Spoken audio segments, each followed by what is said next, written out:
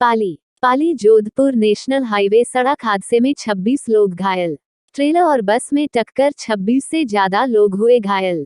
हादसे के बाद मची अफरा तफरी। Pali Jodhpur national highway Nimbli toll plaza के पास हुई दुर्घटना। हादसे में एक कार भी टकराई। 20 गंभीर घायलों को पाली जोधपुर के लिए किया रेफर। अनेक घायलों का उपचार चल रहा बानगढ़ अस्पताल पाली पर। बिलाड़ा स्कूल शिक्षा परिवार बिलाड़ा द्वारा 1 फरवरी 2022 में स्कूल खोलने के निर्णय से सरकार को अवगत करवाने हेतु बिलाड़ा में मुख्यमंत्री के नाम उपखंड अधिकारी भवानी सिंह को ज्ञापन सौंपा। नैतिकता के आधार पर डीपी जारोली शिक्षा बोर्ड के अध्यक्ष पद से इस्तीफा क्यों नहीं देते? सरकार को मई वाली रीट परीक्षा का काम तो शिक्षा बोर्ड से छीन लेना चाहिए। रीट परीक्षा का घोटाला उजागर नहीं होता तो सीएम अशोक गहलोत अब तक रेलवे भर्ती बोर्ड की परीक्षा की विसंगतियों पर बयान दे देते। अब जब यह साबित हो गया है कि राज्य स्तरीय शिक्षक पात्रता परीक्षा रीट का प्रश्न पत्र परीक्षा से पहले ही बिक गया, तब डीपी जारोली राजस्थान शिक्षा बोर्ड के अध्यक्ष पद से नैतिकता के आधार पर इस्तीफा क्यों नहीं दे रहे हैं? हालांकि जारोली जैसे शातिर राजनेता ने नैतिकता की उम्मीद करना बेमानी है, लेकिन रीट परीक्षा के बाद 4 अक्टूबर 2021 को खुद जारोली ने कहा था कि यदि परीक्षा की गोपनीयता भंग होने का आरोप सिद्ध हो जाए तो वे अध्यक्ष पद से ही नहीं बल्कि जिंदगी की कमाई भी छोड़ देंगे। जारोली में थोड़ी सी भी ईमानदारी हो तो 4 अक्टूबर के कथन के आधार पर बोर्ड अध्यक्ष पद से इस्तीफा दे देना चाहिए। रीट पेपर लीक प्रकरण की जांच कर रही जांच एजेंसी एसओजी के एडीजी अशोक राठौर ने साफ कहा है कि 25 सितंबर की रात को शिक्षा बोर्ड के जयपुर स्थित शिक्षा संकुल के दफ्तर से ही प्रश्न पत्र आउट हुआ।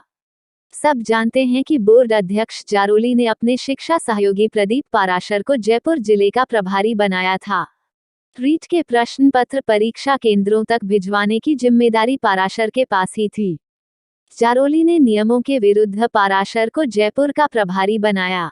जानकारों का मानना है कि जारोली अभी इस्तीफा नहीं देंगे, क्योंकि 3 मार्च से शुरू होने वाली 10वीं और 12वीं की परीक्षाओं के प्रश्न पत्र छप रहे हैं।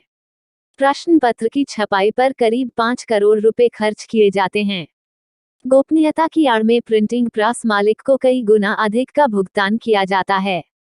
26 सितंबर को हुई रीट परीक्षा के प्रश्न पत्रों की छपाई के लिए 10 करोड़ रुपए का भुगतान किया गया है।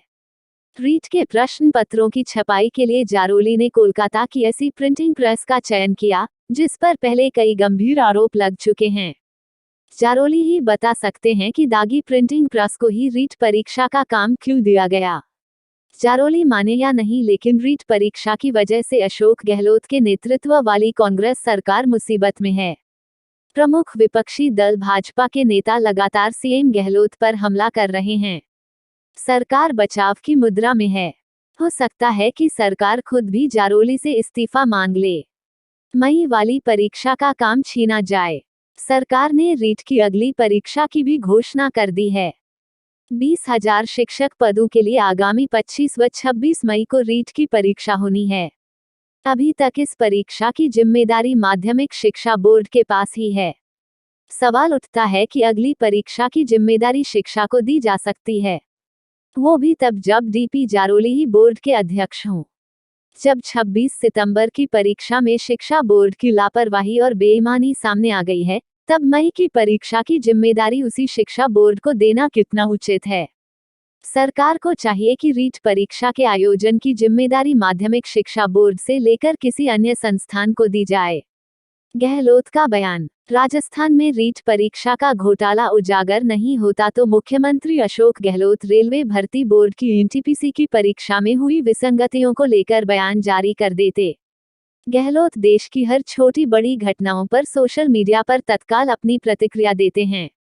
एनटीपीसी की परीक्षा में हुई विसंगतियों को लेकर बिहार और उत्तर प्रदेश में बेरोजगार युवक प्रदर्शन कर रहे हैं। 28 जनवरी को भारत बंद का आह्वान भी किया गया। बिहार में तो प्रदर्शनकारी युवा ट्रेन के डिब्बों को जला रहे हैं तथा रेल मार्ग अवरुद्ध कर रहे हैं। लेकिन इतने बड़े बवाल पर सीएम गहलोत ने अभी तक भी कोई प्रतिक्रिया नहीं दी है। इसकी यही वजह है कि राजस्थान में रीट परीक्षा का घोटाला उजागर हो गया है।